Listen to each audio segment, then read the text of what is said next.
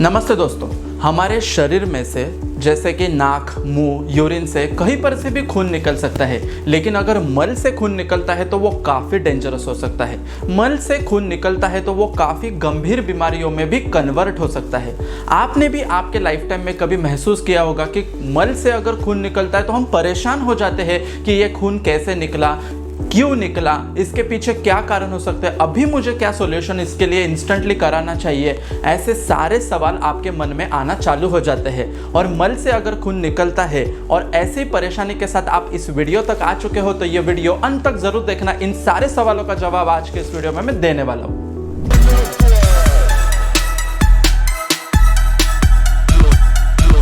Hello friends, मैं doctor Rupesh आमले और पिछले 12 सालों से मैं प्रैक्टिस कर रहा हूँ नवी मुंबई में। अर्ली मॉर्निंग जब पेशेंट का कॉल आता है और वो बोलते हैं कि सर मुझे टॉयलेट से तो खून निकला है, अभी मैं क्या करूँ, तो सबसे पहले मैं ये सारे पेशेंट्स को जवाब देना चाहता हूँ, आप रिलैक्स हो जाओ, पैनिक मत होना।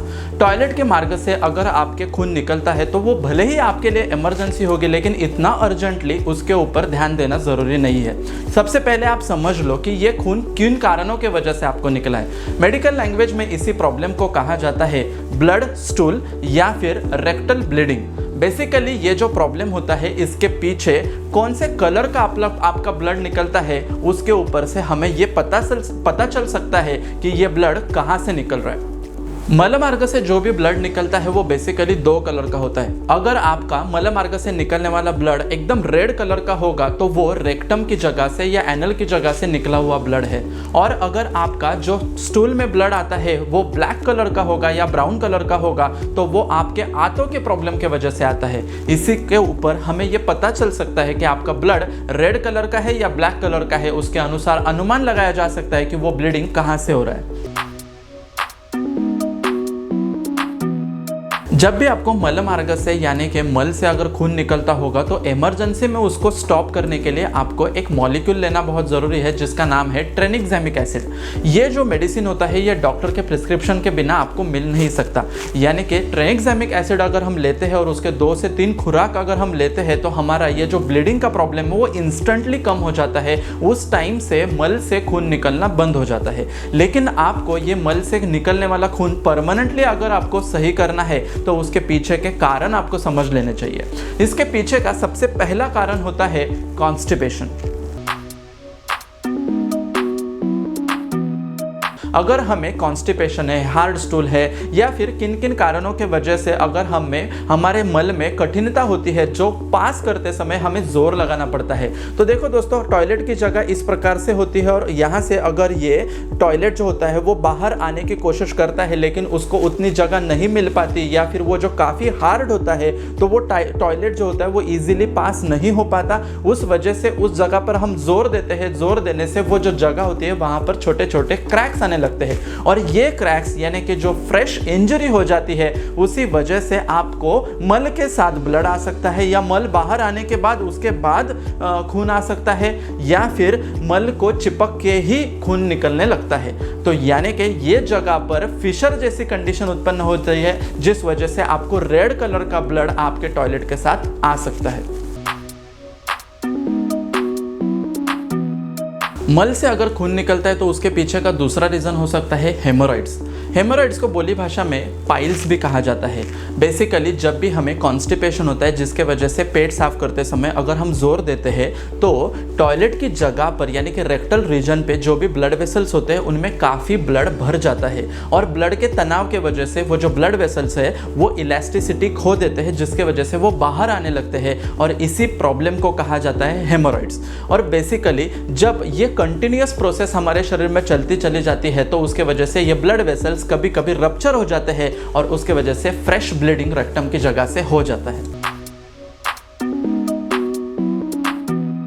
मल से खून जाने का तीसरा रीजन हो सकता है अल्सर। आपके लार्ज इंटेस्टाइन या स्मॉल इंटेस्टाइन में अल्सर हो सकता है या आपके पेट में भी अल्सर हो सकता है। तो ये सारे अल्सर्स के वजह से जो पेट के अंदरूनी जो घाव होते हैं उन वजह से वहाँ पर भी ब्लीडिंग होता है और ये ब्लीडिंग जब तक बाहर आता है तब तक वो रेड कलर से ब्लैक कलर में ट्रांजिशन हो जाता है। इसी कंडीशन को मेडिकल लैंग्वेज में मलिना भी कहा जाता है जिसमें कि ब्लैक कलर के स्टूल्स आते हैं और ये ब्लैक कलर के स्टूल स्पेसिफिकली इंडिकेट करते हैं कि ये जो ब्लैक कलर है ये उनको उनकी उसमें होने वाले ब्लीडिंग के वजह से है, जो कि ब्लीडिंग काफ़ी ऊपर से जीआई ट्रैक्ट से हो रहा है, जो आपके स्मॉल या लार्ज इंटेस्टाइन से भी हो सकता है।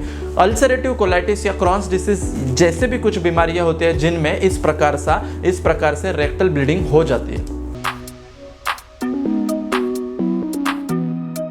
मल से खून आने में चौथा कारण होता है गैस्ट्रोइंटेस्टाइनल इन्फेक्शन। बहुत से बार हम बाहर का कुछ खाना खा लेते हैं या कुछ कारणों के वजह से अगर हमारे पेट में इन्फेक्शन हो जाता है तो ये इन्फेक्शन के वजह से इंटेस्टाइन के ऊपर स्वेलिंग आ जाती है और इसी बैक्टीरियल इन्फेक्शन की वजह से हमारे स्टूल में ब्लड लीक होने लगता है और जब भी हम टॉयलेट पास करते हैं तो मल के साथ खून भी बाहर आने लगता है।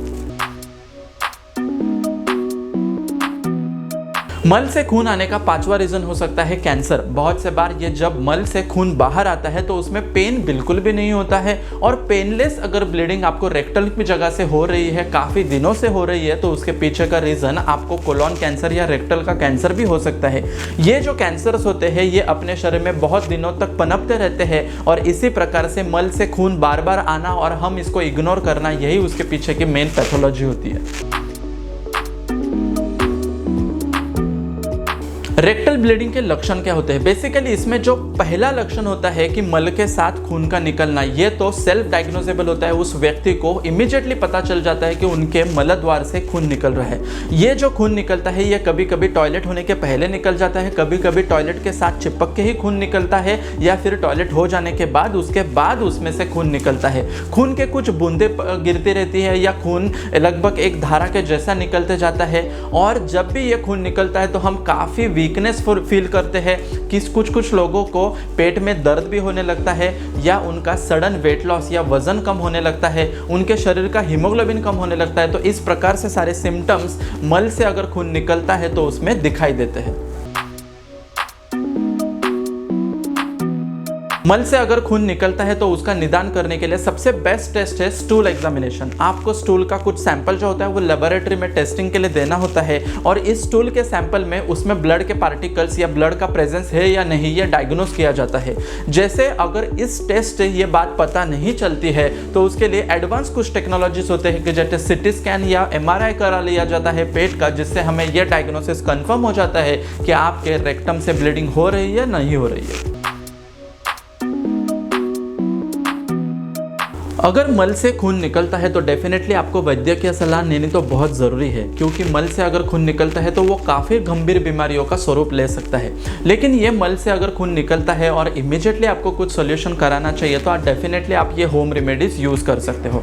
इसमें सबसे पहला जो रेमेडी होता है इसमें आपको 3 इंग्रेडिएंट चाहिए। इसमें सबसे पहला इंग्रेडिएंट होता है काऊ का घी, यानी गाय का देसी घी हमें चाहिए, सेंधा नमक हमें चाहिए और उसके साथ चाहिए खड़ी शक्कर यानी कि केन शुगर। ये तीनों का कॉम्बिनेशन बना के एक हमें चाटन बनाना है जो हमें लेना है, जिससे मल से जो खून निकलता है उसको ऊपर हम कंट्रोल कर सकते हैं। तो लगभग आपको 1 चम्मच गाय का घी लेना है, उसमें 2 चुटकी सेंधा नमक डालना है और उसमें खड़ी शक्कर जो होती है वो लगभग 2 से 5 पीसेस लेनी है, उसको क्रश करना है और वो जो खड़ी शक्कर यानी केन शुगर होती है उसमें डालनी है। अच्छे से उसको कॉम्बिनेशन को मिक्स करना है और रात को सोते समय हमें ये मिश्रण को चाट लेना है।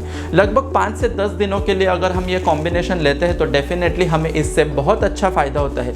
जो पुरुष लोग होते हैं जिनमें अगर ये प्रॉब्लम होता है कि उनको ब्लीडिंग पाइल्स यानी कि उनको संडास की जगह से अगर ब्लड निकलता है, ऐसी दिक्कत है, तो पुरुषों में ये कॉम्बिनेशन बहुत अच्छे से काम करता है, क्योंकि गाय के घी के वजह से पुरुषों की जो आंतड़े होती है वो काफ़ी सख्त होती है, उनमें कॉन्स्टिपेशन भी ज़्यादा होता है, उनको हार्ड स्टूल भी होता है। तो ये सारे प्रॉब्लम्स को दूर करा देता है और इसी कॉम्बिनेशन के साथ जब हम ये लेते हैं तो आयुर्वेद के अनुसार जो कंसेप्ट होता है अधोग रक्तपित्त का, उसमें भी फायदा हो जाता है। अधोग रक्तपित्त यानी हमें निचले द्वार से या मैंने हमारे मल द्वार से जो खून निकलता है उसमें बहुत अच्छा राहत मिल जाती है। आपको भी ब्लीडिंग पाइल्स की दिक्कत है और आप पुरुष हो तो आप ये कॉम्बिनेशन ज़रूर ट्राई कीजिए। ये जो दूसरा होम रेमेडी है ये स्त्रियों में काफ़ी फ़ायदा देता है। इसके लिए जो इंग्रेडिएंट चाहिए वो भी 3 है। इसमें हमें चाहिए 1 ग्लास पानी, ज्येष्ठमध यानी कि मुलेठी का पाउडर और जैगरी। ये तीनों कॉम्बिनेशन के साथ ये ड्रिंक आपको बनाना है। तो बनाने के लिए आपको लेना है लगभग 100 ml हमें पानी लेना है और उसमें 3 ग्राम मुलेठी का पाउडर डाल देना है और 1 चम्मच गुड़ हमें उसमें डालना है और उसको अच्छी तरह से घोलना है। अच्छी तरह से मिक्स होने के बाद ये जो कॉम्बिनेशन है ये आपको रात को सोते समय पीना है। लगभग 5 से 7 दिनों तक अगर हम ये कॉम्बिनेशन पीते हैं तो आपके मलद्वार से जो खून निकलता है वो कंट्रोल में आ जाता है। मल से जो खून निकलता है वो आपका अभी के लिए तो स्टॉप हो गया, लेकिन आपको परमानेंटली इसको स्टॉप करना है। आपको ये मल से जो खून निकलता है उसको प्रिवेंट करना है तो आयुर्वेद में उसके लिए बहुत अच्छी मेडिसिन बताइए और उस मेडिसिन का नाम है अभयारिष्ट। अभयारिष्ट बेसिकली ये जो कॉम्बिनेशन है इसमें हिरडा, बेहड़ा और आंवला ऐसे कुछ हर्ब्स होते हैं जिनके माध्यम से जब भी ये हमारे पेट में जाता है तो सबसे पहले हमारे शरीर में जो बढ़ा हुआ पित्त होता है उसको वो कंट्रोल में ला देता है, जिससे कि ब्लीडिंग की जो टेंडेंसी होती है हमारे शरीर की कम हो जाती है। अभयारिष्ट के रेगुलर सेवन से हमें जो पेट साफ होने में दिक्कत होती है, कठिनाई होती है, वो भी दूर होती है। हमारे आंतड़ों के ऊपर जो सूजन हो जाती है वो भी कंट्रोल में आ जाती है। अभयारिष्ट शायद आपने पहले भी लिया होगा, उस टाइम के लिए आपको रिलीफ मिला होगा, लेकिन आपने फिर से उसको स्टॉप कर दिया होगा, तो आप कंटिन्यूअसली उसको लेते रहिए। अभयारिष्ट का रेगुलर सेवन अगर हम करते हैं 15 ml की मात्रा में दिन में 2 बार खाना खाने के बाद अगर हम इसको लेते हैं तो डेफिनेटली पुराने से पुराना भी अगर आपको ब्लीडिंग पाइल्स का या फिर मल से खून जाने की तकलीफ होगी तो उसमें डेफिनेटली राहत मिल सकती है। अभयारिष्ट ये जो मेडिसिन है ये आयुर्वेदोक्त मेडिसिन है, आयुर्वेद की संहिताओं में मेंशन किया हुआ मेडिसिन है और इसी प्रकार से अगर हम इसका रेगुलर सेवन करते हैं तो डेफिनेटली हमारे मल से जो खून निकलता है वो परमानेंटली स्टॉप हो सकता है। मल से अगर खून निकलता है तो बिल्कुल भी आप इसको इग्नोर मत करना, प्रायोरिटी बेसिस पर उसके लिए आपको ट्रीटमेंट कराना चाहिए, क्योंकि मल से अगर खून निकलता है तो उससे आपका शरीर का जो हीमोग्लोबिन है वो भी कम हो सकता है, वीकनेस आ सकता है और बहुत सारी गंभीर बीमारियां भी हो सकती है। मल से खून निकलने को बंद करने के लिए जो भी वीडियो में उपाय बताया है वो डेफिनेटली आप ट्राई कीजिए और उसका एक्सपीरियंस मुझे कमेंट बॉक्स में ज़रूर बताइए। आपको भी मल से रिलेटेड या पेट से रिलेटेड किसी भी प्रकार का कंसल्टेशन कराना हो तो आप हमारे क्लिनिक के टीम के साथ कांटेक्ट कर सकते हो। ऐसा ही हमारा पेज इंस्टाग्राम पर भी है, आप वहाँ पर भी मुझे फॉलो कर सकते हो। ऐसे ही नॉलेजेबल और इन्फॉर्मेटिव वीडियोज़ के लिए मेरे चैनल को सब्सक्राइब कीजिए, बेल बटन दबाना मत भूलिए। मिलते हैं ऐसे ही इन्फॉर्मेटिव वीडियो के साथ अगले वीडियो में, तब तक के लिए धन्यवाद। निरोगी सेहत का वादा करता है दुर्वा Ayurveda. Thank you so much.